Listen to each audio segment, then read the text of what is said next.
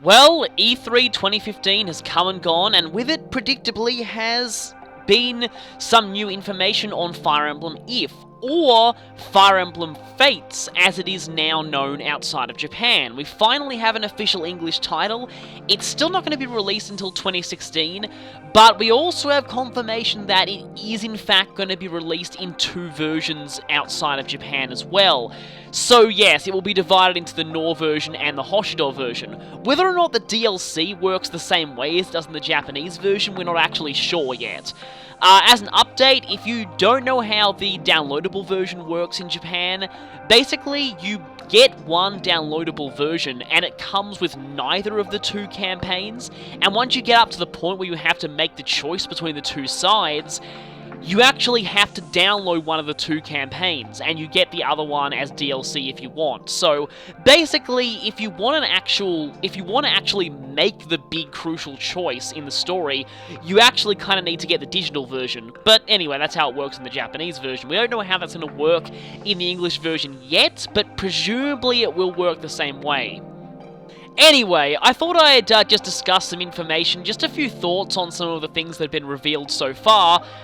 There's a Nintendo Treehouse video with 30 minutes of actual gameplay from an actual chapter of the English version, but I'll get to that later though. The first thing I want to talk about here is kind of the elephant in the living room, and no, it's not face touching. It is the confirmation of, and I was right once again, the confirmation of clones to accompany the Severa clone, clones of Inigo and Owain. Once again, these profiles from the official Japanese site have been translated by Cantopia, so please be sure to check that blog out. It's got a lot of translations for this game.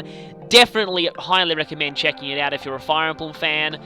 But anyway, Laswad, which sounds kind of similar to Inigo's Japanese name, Azure, is a mercenary. He likes to flirt with women and generally fails, and he likes dancing. Yep, he's pretty much Inigo. Nothing much to say here, except the cool thing is, these characters now have personal skills that actually reflect their personalities. And Lasward's personal skill actually lets him dance for allies, or a variation on it. It's not actually a full dance, it doesn't grant allies an extra turn, but it does increase stats for any allies near him. Basically, it's a rally skill. It just works by dancing.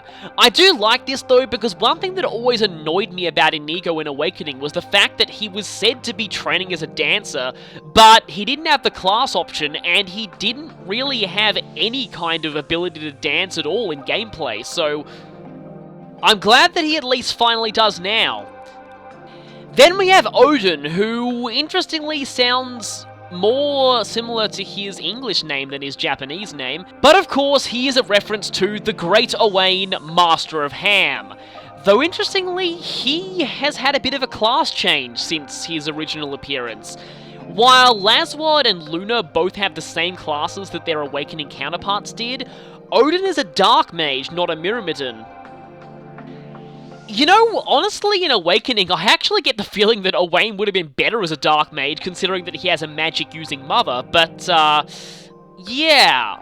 Speaking of what would have made Owain better in Awakening, Odin's personal skill is pretty much the best thing ever. It's called Blood Boil, and it gives him a critical bonus when he's using a forged weapon that's name is written in at least 8 kanji. Presumably that'll be a forged weapon with the maximum number of letters in the English version, but that is a pretty hilarious skill, and it is just... See, it's something like that. Now, a lot of people are really annoyed at these characters, and admittedly, yeah, I might not really end up using them because I'd rather use totally new characters than characters who are directly based off characters from a previous game. And I mean completely directly. Like, I don't just mean like the Jagan archetype. I mean like, these people pretty much are Inigo, Wayne, and Severa, let's be honest.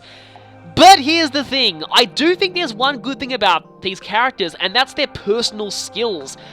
Oh, I really wish Blood Boil was in Awakening. That would have made Owain even more amazing, as if that was possible.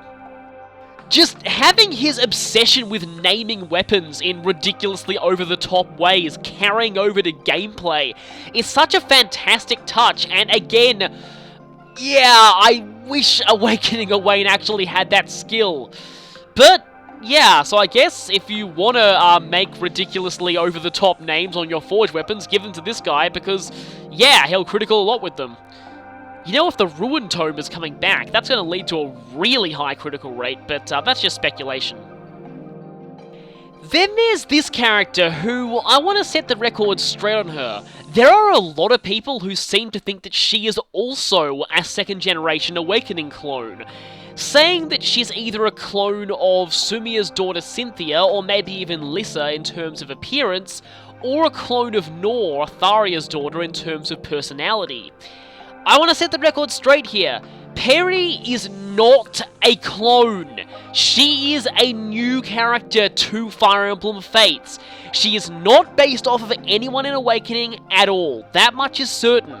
The other three characters, Luna, Laswad, and Odin, are very obviously directly based off of Awakening characters. This character, Perry, is not. Her starting class is nothing like any of those characters that I mentioned before, and her appearance... See, here's the thing. All the characters before had the hair colours associated with the official artwork of the second-generation children. Well, Cynthia and Lissa's hair is not this colour in Awakening, so Perry is definitely not a clone of them. Perry is definitely her own character, and she's probably the Norian version of Cain or Abel, compared to Cyrus, although unlike Cyrus, she is Nor exclusive. She's a cavalier who apparently is from a noble family, but when she senses danger on the battlefield, she transformed into a different personality and gets kind of violent. Again, people have made parallels to Nor, but she's definitely more of an archetype rather than an actual direct clone like the other characters that I mentioned are. So, just setting the record straight, Perry is not a clone of an Awakening second generation character, and I don't know why people are still thinking this. There are also a few more official site profiles that have been revealed, so while we're on the subject of Nor characters, we have Zero. I've already talked about Zero before. We've seen his map sprite a lot, but this is the first time I've actually seen his official artwork, and he looks pretty much how you'd imagine he'd look based on this map sprite. He is a bow-using thief, and in fact seems to promote to a class that uses bows and staves. Though that's only one promotion option, and I'm not entirely sure what his second one would be. Anyway, he's a thief-type character who's apparently kind of a sadist and loves watching other people suffer. Brilliant. I might end up having to use him anyway though, because not only is he a thief, but he also has the ability to capture enemies.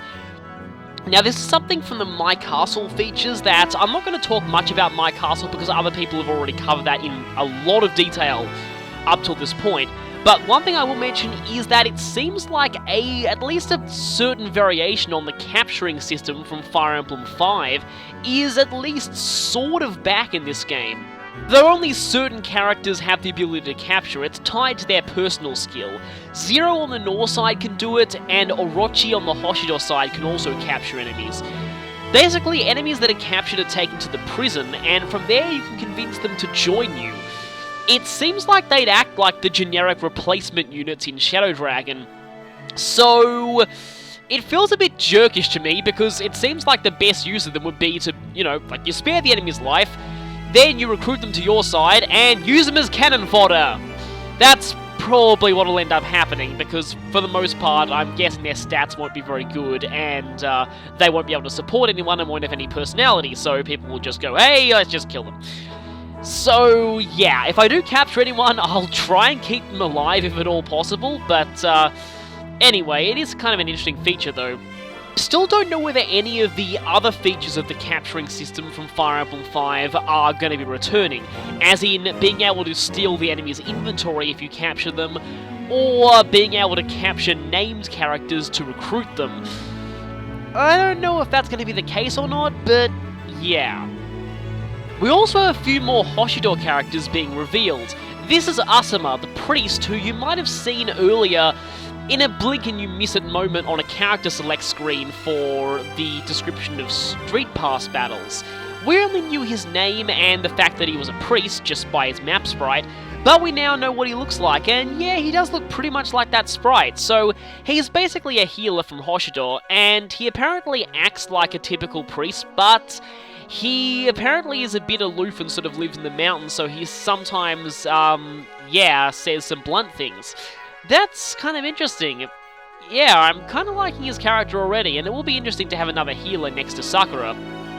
People are a little, there's been a lot of inconsistency on what his class name translates to. They're saying Mountaineer here. Well, I'll get into the class video later, but one of the classes listed looks to be a promoted priest called Mountain Priest. Honestly, I'd translate that as Hermit, maybe? But, I mean, that doesn't exactly sound like the best class name, but it does kind of fit the idea of a Mountain Priest. But it uses Naginatas and staves, so kind of like War Monk, but with lances. Again, I'll talk more about classes a bit later. Then we have Setsuna, the archer from Hoshido. Now, when I first saw her with that headpiece and blue hair, I thought she was the second maid from Nohr. You know, the one on the Nohr side's box art.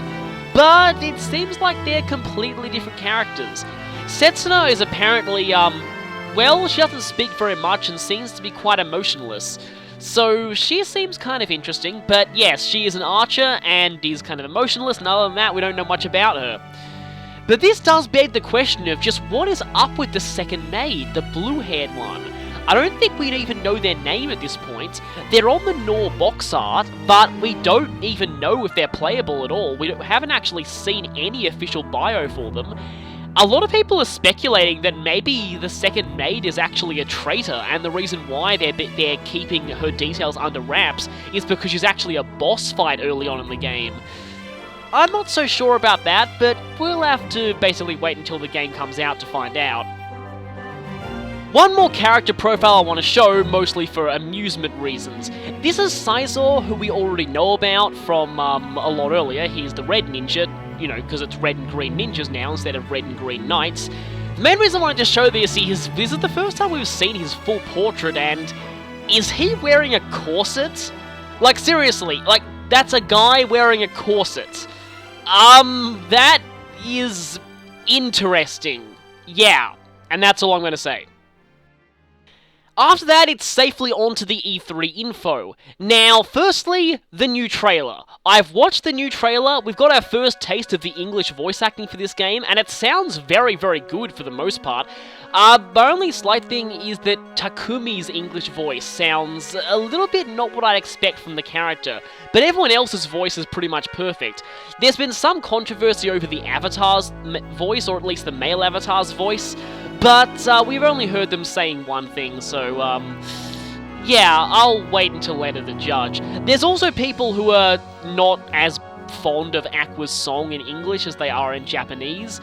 Honestly, dubbing songs is always ridiculously difficult, and dub songs nearly always sound worse than their original counterparts. It's very, very difficult to dub a song and still have it be as good as it was in the original, because the music is written specifically to fit the rhythm of one particular language, so again, it's kind of understandable. But at least we do have confirmation that they are translating the songs, and the songs will be in English, because seeing as they've got an actual singer to do the singing voice for her in the Japanese version, it's safe to assume that Aqua's songs are pretty important to the storyline. Other than that, though, I could go in and try and pick out the little details in that trailer. The problem is, it's actually very spoilerish. It spoiled a lot about the plot in the Japanese trailer. I mean, a lot more about the plot than the Japanese trailers did, and I'm kind of annoyed by that, honestly. So, I actually don't want to analyze it in detail because I don't want to spoil myself on the game's plot, and I feel like I actually would end up spoiling certain details if I did try and pick apart every little detail of the trailer, so I'm not going to do that. I'm also not going to fully pick apart the Nintendo Treehouse footage because it pretty much spoke for itself, so I'm just going to give my thoughts on it just in general. Or at least some things that were going through my mind when I was watching it. The Nintendo Treehouse footage played through a full chapter of the game. Chapter 2 from the looks of it, so fairly early in the game. We also got a glimpse of some of the official English names for some of the characters. King Garen is the same, and Elise is also the same, but the Avatar's default name is apparently Corrin. Now, that doesn't actually sound like a very gender-neutral name, unlike the Avatar's name from both Fire Emblem 12 and 13, so I'm not really sure if a female Avatar will be called Corina or something, or Corina. I don't know, really, but yeah, at the moment I'm actually preferring Kamui. I might actually call them Kamui in my playthrough anyway. Also, Marx is now Xander, and Leon is now Leo. Also, of the Hoshidor characters that we see in the trailer, Rinka is basically, the pronunciation is the same, but they've added an H to the spelling of it, and Suzukaze is now Kaze. This is interesting because it almost feels like they'll be going the Okami approach for how they localize the Hoshido characters' names, as in keeping them as Japanese-sounding names, but shortening them or simplifying them so they're a bit easier to say for Western audiences. For those of you who don't know, the game Okami did that as well. For instance, Izanagi was shortened to Nagi in that game. I'm kind of fun with this, and honestly, I just think Kaze, or just Wind, actually sounds cooler than Suzukaze, but, the only thing that I worry about is that, people who don't know Japanese are probably going to call him Kaze, so, that's... yeah, I'm a little annoyed at that. Before I talk about the possible story circumstances of this map, I just want to say that it looks as though the English localization is in a very, very, very early and unfinished state. There's a whole ton of people who seem to be moaning about, oh, why isn't this game coming out sooner? Why do we have to wait a whole year? Clearly they've already translated it because they've got, English footage of this chapter. The thing that you have to realize is, like I said, this is clearly a very, very early prototype of the English version, quite clearly rushed just to get it for E3, because if you look very closely in the Nintendo Treehouse footage, you can actually see Japanese error messages pop up on the bottom screen. Yeah, go back and watch the Nintendo Treehouse footage, and you'll notice them. Believe me, you'll notice them. So, the English translation is in a very buggy state at the moment. It's definitely not finished, and definitely very early days, so it's going to take them a very, very long time to fully polish the translation. So anyway, the chapter itself. Now, apparently the Avatar, Corrin, has just defeated his brother Xander in a training battle. This implies that the very first chapter will possibly be a mock battle between the Avatar and Xander, aka Marx. This sounds interesting. It kind of reminds me of the opening of Path of Radiance with Ike fighting his father Grail in, again, a training battle. So presumably Xander's stats will be heavily nerfed in that fight. Oh, actually it reminds me of the beginning of Fire Emblem 12 as well with Jagan. But, so, pretty standard stuff. But Corrin has been given a special weapon by his father, well, so he thinks, King Garen, who is definitely not a villain and is giving him a totally not evil Sword of Darkness. He then releases a bunch of Hoshido prisoners for the Avatar to test out his new weapon on. Father of the Year. We've actually seen bits of this chapter in Japanese trailers, at least the aftermath of it. But what's actually really interesting and kinda cool is this confirms for the very first time that you will actually be fighting characters from the path you don't choose as enemies, although at this point it feels like this is before you make the choice. Basically, Rinka and Kaze are the two bosses of this chapter, and yeah, you actually have to go and fight both of them. Of course, they survive after the chapter, but King Garen, nice guy that he is, of course orders the Avatar to finish them off. He, being the nice guy, no sarcasm that he is, doesn't, and things get awkward. Very awkward.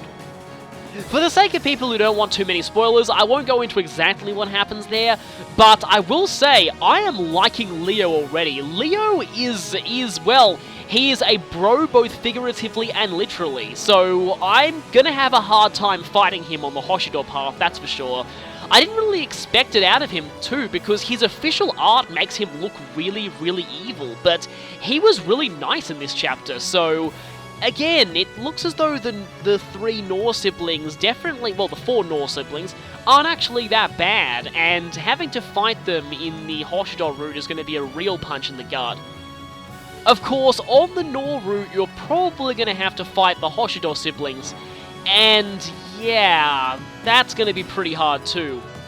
Just from watching the dialogue here, I really got a feeling this is going to be one of the most emotional Fire Emblem games yet, and that's saying something.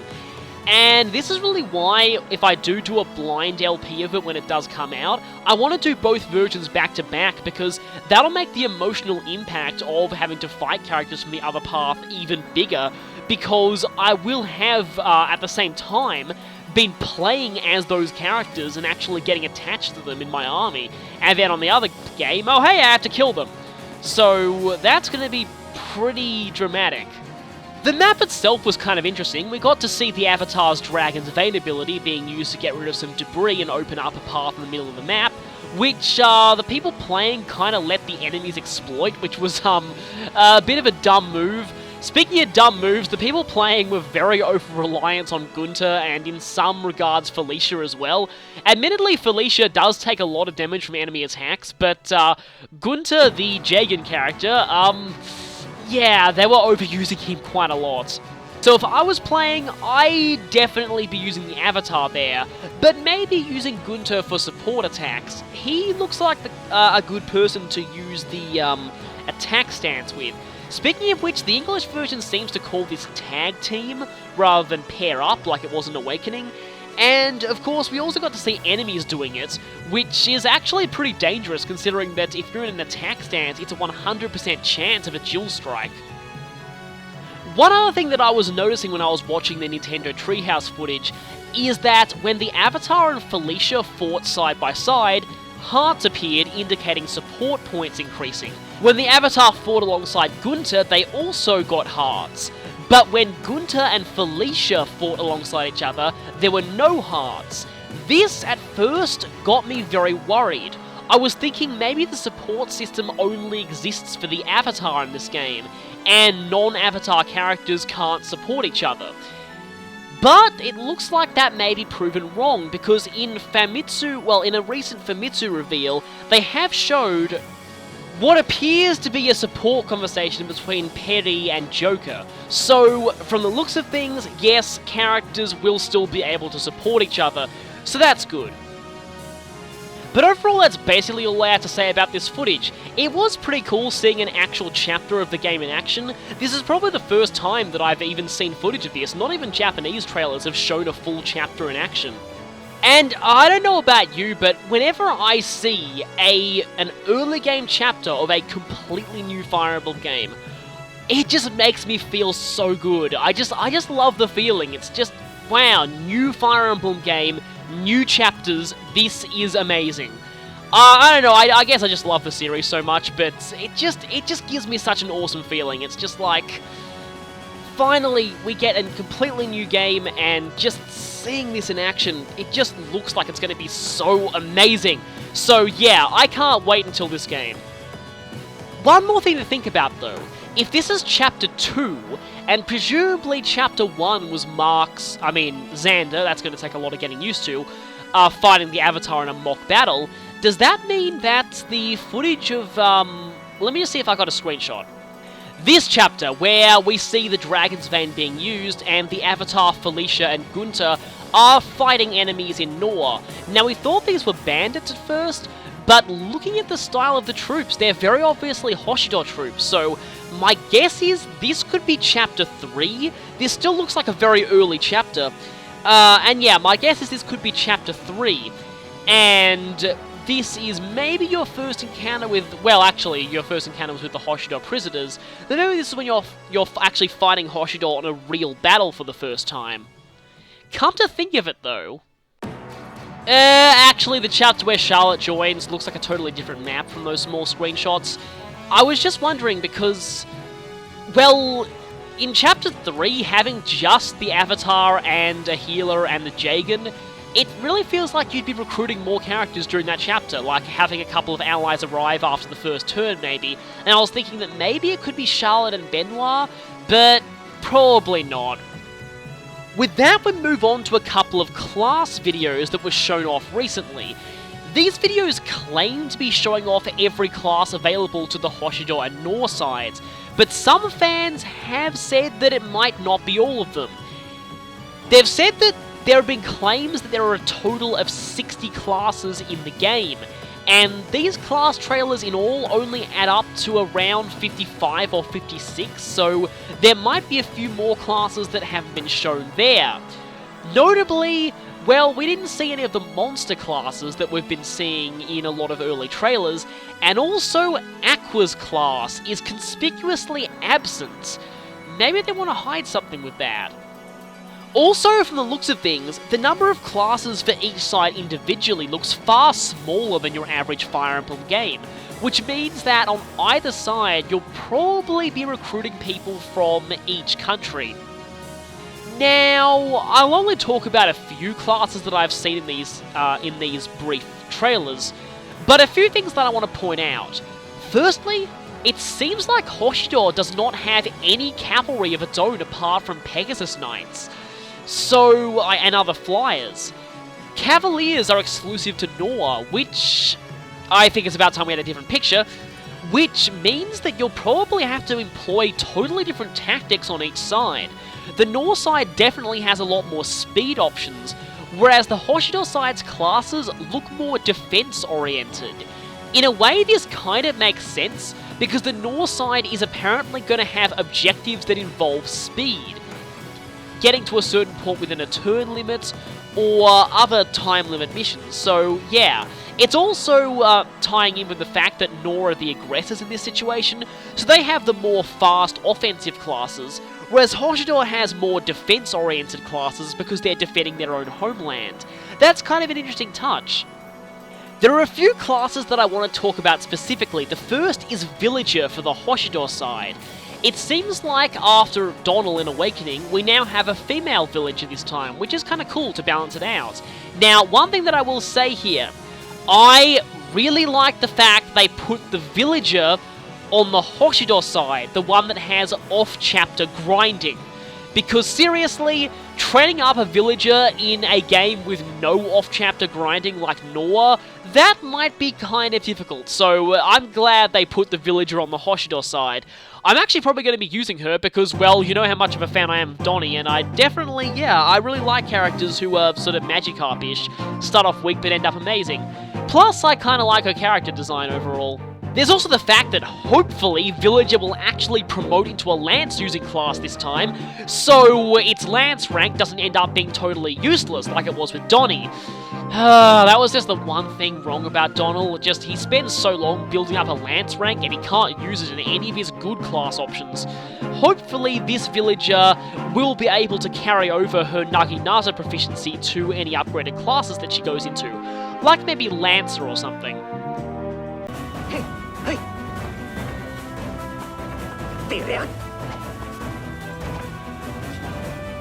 So this is the Weapon Master class that we've already seen before. I don't want to talk any more about this class, but I just wanted to draw attention to just how fluid those animations were. I thought Awakening's animations were pretty good for the time, but this game just blows it out of the water completely. The animations on the classes here are just so fluid and dynamic. They just look nothing like we've seen in a Fire Emblem game before. Yeah, I just love these animations so much. Anyway, on to actual class discussion. We got our first glimpse of promoted classes here for a lot of Hoshido ones, and the Oni promotions seem pretty standard. We have Blacksmith, which uses katanas and clubs, basically the Hoshido version of Hero, and Shura, which is basically the Hoshido version of Warrior, except they also use magic as well as clubs, which sounds kind of interesting, although I'm wondering just how many Oni will actually have good magic. Then we have this incredibly bizarre class. This thing, its class name is nearly impossible to translate as a class name, because Basara translates, according to my dictionaries, as either eccentric, acting without restraint, being pretentious, or dandyism. Yeah, none of those translate very well to a class name, so I have no idea how they're going to localize this one. The thing is, this looks like a Lance using, or Naginata using class, and it looks like a promotion of Lancer, the basically on-foot spear users, but this is very clearly Orochi in this promoted option, and she starts out as a mage. So this class looks like it's some kind of Lance/magic user hybrid. Basically Mage Fighter from Fire Emblem 4, but using Lances, so that's a very bizarre class option. It's not what I expect for a mage promotion, but sounds interesting. Now, I'm wondering, if the villager character ends up having aptitude like Donnie did, maybe she'd be good in this class, because she'd probably have a good growth in both magic and strength, so she'd actually be able to use both of them in this class. As I predicted from her trading card, Sakura, her promoted class is basically War Cleric except with bows, called War Priestess or War Miko in this case. Now, the interesting thing about this, though, is that her outfit looks very similar to her mother Mikoto's outfit, which means that Mikoto is presumably a War Priestess as well. That kind of makes sense, really, but it gives even more Emerin parallels, though, which means I'm very worried for her safety when the story comes. Yeah, I get the feeling that Mikoto might... her chance of dying is very, very high. The real question is whether or not we'll actually get to fight her on the Nor path, but yeah, that's just something for speculation. Then we have this thing, a promoted form of Pegasus Warrior for the Hoshido side, called Golden Kite Warrior, which, yeah, is apparently someone riding on a legendary Golden Phoenix thing, which looks pretty awesome. Kind of reminds me of Wyvern Knight from Sacred Stones, being an alternate mount option for Pegasus Knights when they promote, and they use bows as well as Naginatas, so that is kind of cool. We were actually wrong about the promote. Well, okay, from a certain point of view, we were right about Pegasus Warriors using bows when they promote. But that's only if they promote to not being a Pegasus Warrior anymore. If they keep their Pegasus and become Falcon Warriors, they get starved just like Awakening's Falcon Knights. Predictably, Ninja does have a promotion that is, I'm guessing, is probably the Hoshido version of Assassin. Jonin, or what I really hope it's going to be localized as, Master Ninja, uses katanas as well as kunai and shuriken. So that sounds like a pretty cool class, and their animation ends with them disappearing, which is awesome. Then you have Ninja's more unconventional promotion option, what I'm calling Puppet Master, although a lot of people call it Puppeteer. I personally like Puppet Master. Puppet Masters ride puppets into battle, apparently, and they use shurikens and bows, so they're all about long-range attacks.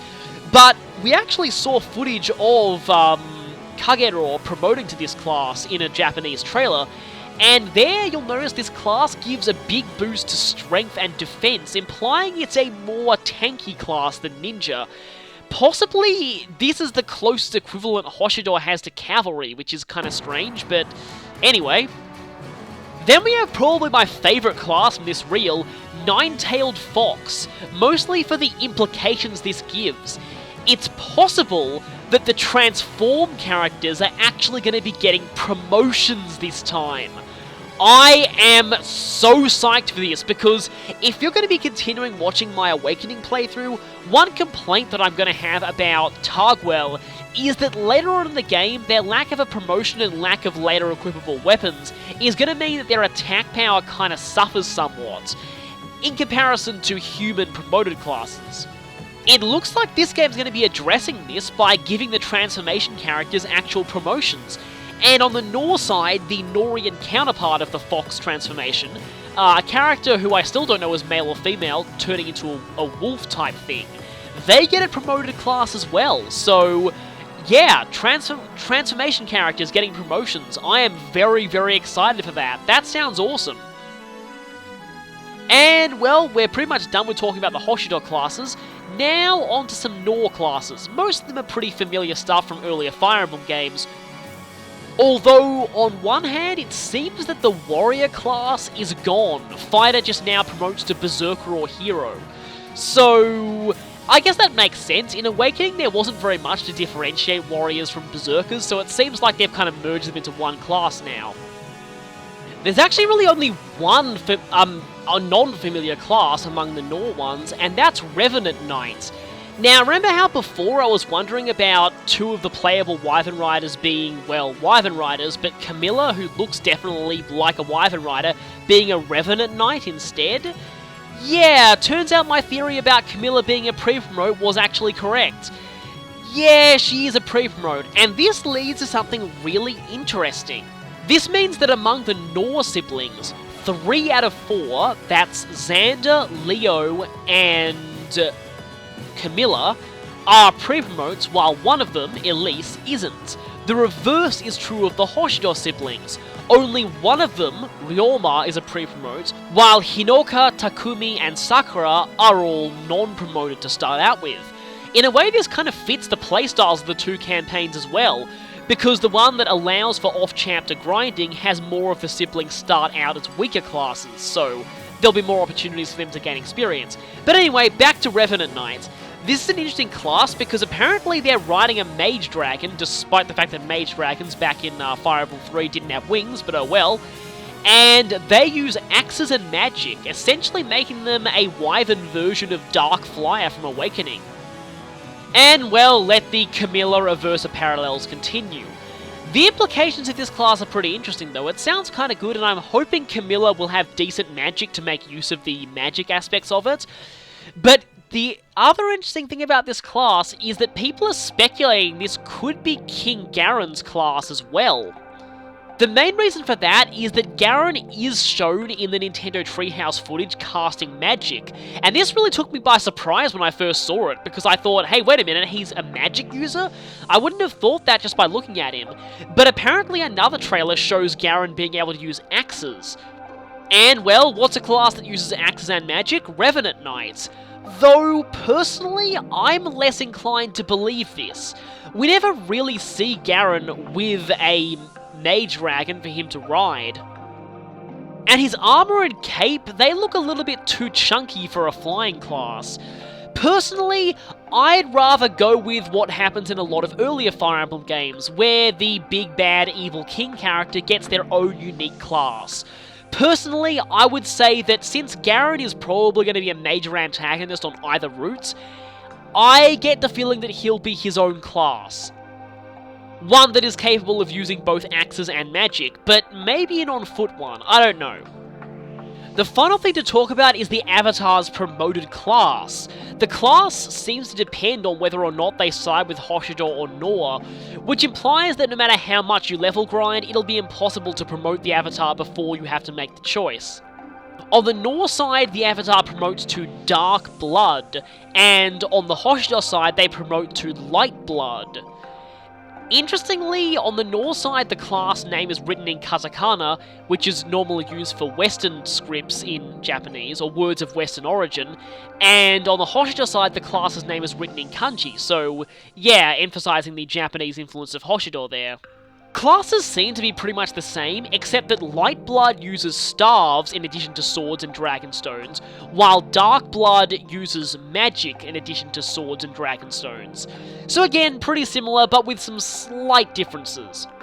The class name definitely seems to imply, though, that there's something very significant about the Avatar's bloodline. Speaking of bloodlines, Aqua is 100% confirmed to be Garen's daughter now. So that is kind of interesting, so she's technically the Avatar's adopted sibling as well. And with that, that's pretty much all I wanted to talk about here, and this will probably be the last Fire Emblem Fates info that I post as a video. Why? Well, the game is coming out in Japan very, very soon, and at the time it does, for the sake of my planned blind LP next year, I'm going to be having a complete and utter information blackout on the game. So I'm going to be boycotting all sources of information and not looking up anything. I don't want to be spoiled on anything else about the game except the stuff that we've seen until now. So yeah, basically, this is the last that I'll be talking about this, and probably the last I'll be talking about this game for a while. Sad, but it kind of has to be done if I want to remain unspoiled. So, thanks for, yeah, watching these videos and being so interested. I hope these have been informative, and until the game comes out, I guess I'll see you. So, yeah, join me next year when I actually play these games blind, but until then, in the interest of keeping them blind, please try not to spoil anything for me. So, Big Clinky out, for the last time in these analysis videos.